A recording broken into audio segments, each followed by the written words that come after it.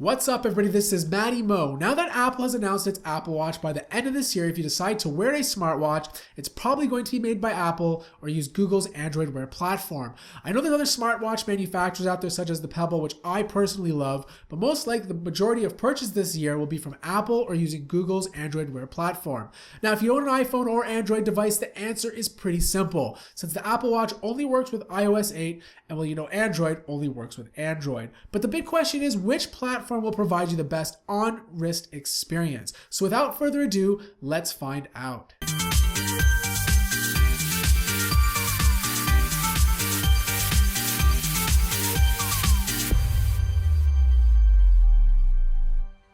So I have not tested out the Apple Watch myself, so these are strictly my opinions based on the announcements and features of the Apple Watch.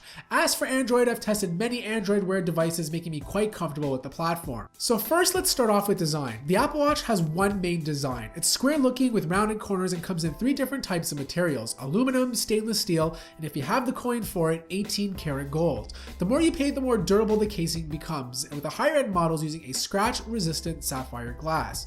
Apple has also taken into account wrist sizes and has two watch sizes to choose from, one with a 38mm height and a bigger one at 42. Android, on the other hand, has many watches to choose from in all different shapes and sizes. If you prefer a circular design such as the LG Watch R or Huawei Watch, but if you want more of a square look and feel, then you can look at something like the Asus ZenWatch or Sony Smartwatch 3. The bottom line is you have 8 different designs currently on the market with Android Wear compared to only one from Apple. So next up, let's talk about the displays and controls. Android Wear smartwatches have nice, beautiful displays, and the same thing will hold true for the Apple Watch. The main difference between both platforms is that the Apple Watch offers a technology called Force Touch. What this means is that the display will be able to sense how hard you press on it, which is Apple's way of dealing with multi-touch. So what can you actually do with Force Touch? At the moment, you can only draw on the screen, tap certain icons, and exchange heartbeats. If you've heard about Force Touch on the new MacBook and read reviews about it, then you know how good this new technology is. Android Wear, on the other hand, does not support the Force Touch-like feature, but it doesn't necessarily mean it won't get something similar down the road. Android Wear uses regular touch as its main way to navigate the watch. This is not a major advantage over the other platform, it just means the Apple Watch has a little bit more functionality when it comes to controls. Speaking of controls, Apple allows you to interact with the watch by pressing, swiping, and using the crown, whereas with Android Wear, mostly just use swiping gestures.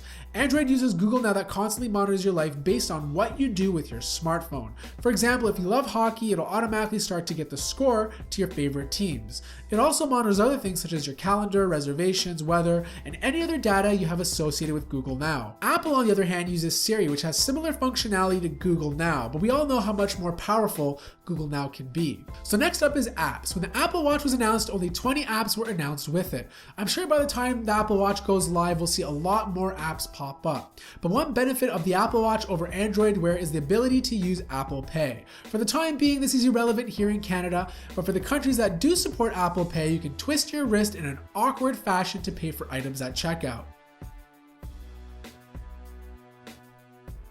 Now, because Android Wear has been around longer, it has more apps to choose from, but the gap will shorten pretty quickly between both platforms. It seems Android Wear and Apple Watch are very similar in the app department. However, I just want to mention that Android Wear does not allow you to make phone calls from your wrist, whereas the Apple Watch does. I also just want to mention a few things about fitness apps. Both Android Wear and the Apple Watch will allow you to track your steps, monitor your heart rate, and measure your distance if you're walking or running.